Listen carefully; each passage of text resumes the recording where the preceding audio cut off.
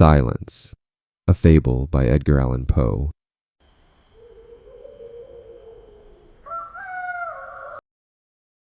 The mountain pinnacles slumber. Valleys, crags, and caves are silent.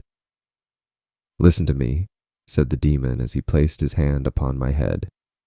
The region of which I speak is a dreary region in Libya, by the borders of the river Zaire. And there is no quiet there, nor silence. The waters of the river have a saffron and sickly hue, and they flow not onwards to the sea, but palpitate forever and forever beneath the red eye of the sun, with a tumultuous and convulsive motion.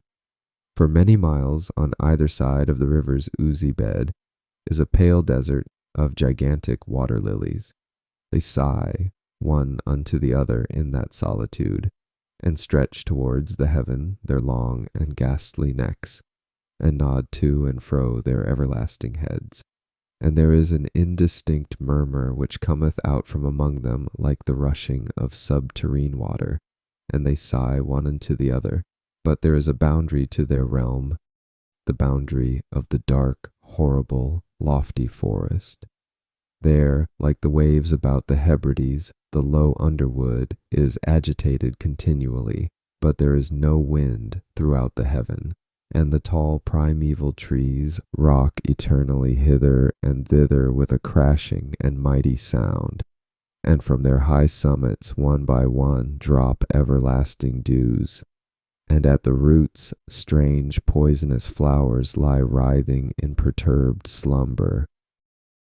And overhead, with a rustling and loud noise, the gray clouds rush westwardly forever, until they roll, a cataract, over the fiery wall of the horizon.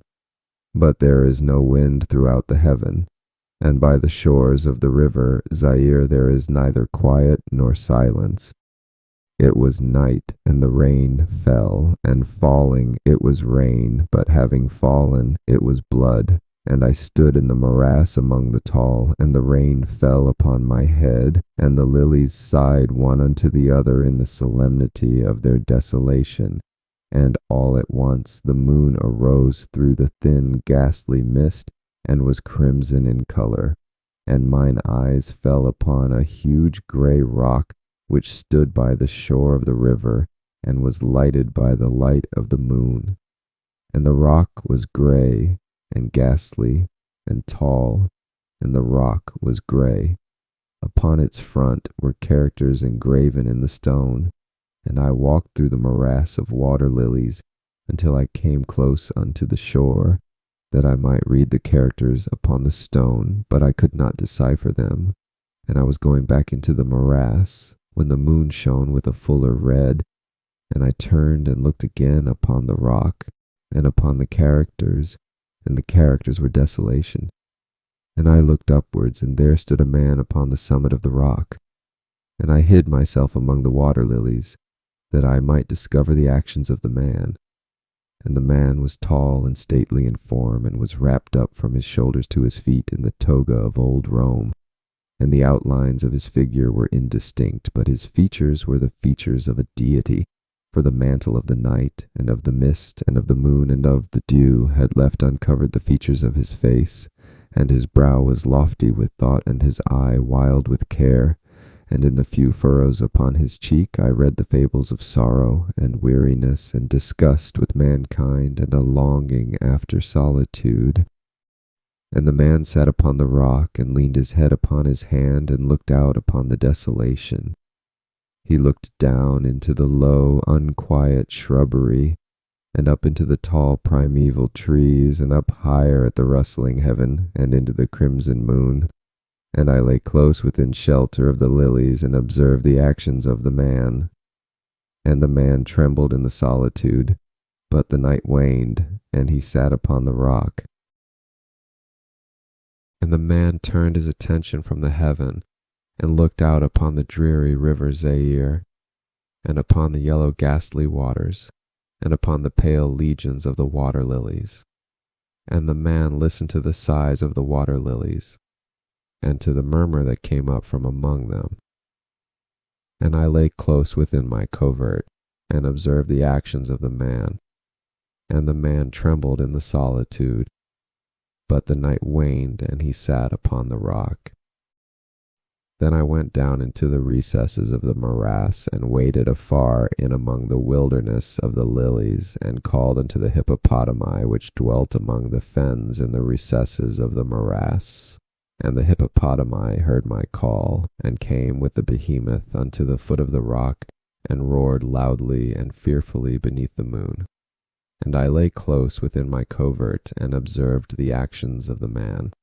And the man trembled in the solitude, but the night waned, and he sat upon the rock. Then I cursed the elements with the curse of tumult, and a frightful tempest gathered in the heaven where, before, there had been no wind. And the heaven became livid with the violence of the tempest.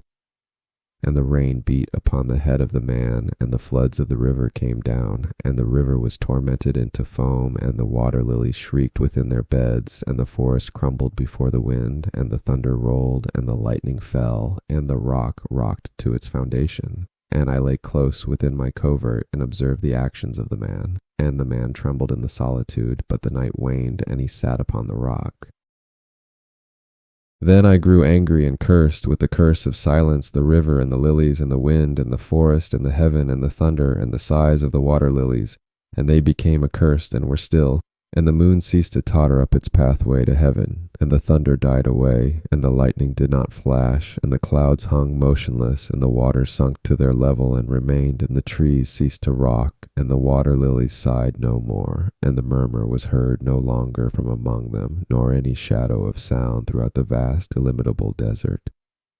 And I looked upon the characters of the rock, and they were changed, and the characters were silence. And mine eyes fell upon the countenance of the man, and his countenance was wan with terror. And hurriedly he raised his head from his hand, and stood forth upon the rock, and listened. But there was no voice throughout the vast illimitable desert, and the characters upon the rock were silence. And the man shuddered and turned his face away, and fled afar off, in haste, so that I beheld him no more. Now there are fine tales in the volumes of the Magi, in the iron-bound melancholy volumes of the Magi. Therein, I say, are glorious histories of the heaven, and of the earth, and of the mighty sea, and of the genii that overruled the sea, and the earth, and the lofty heaven. There was much lore, too, in the sayings which were said by the Sibyls, and holy, holy things were heard of old by the dim leaves that trembled around Dodona. But, as Allah liveth, that fable which the demon told me as he sat by my side in the shadow of the tomb, I hold to be the most wonderful of all.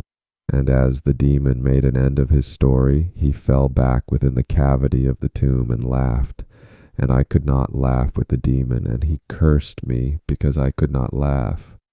And the lynx which dwelleth forever in the tomb came out therefrom, and lay down at the feet of the demon, and looked at him steadily in the face.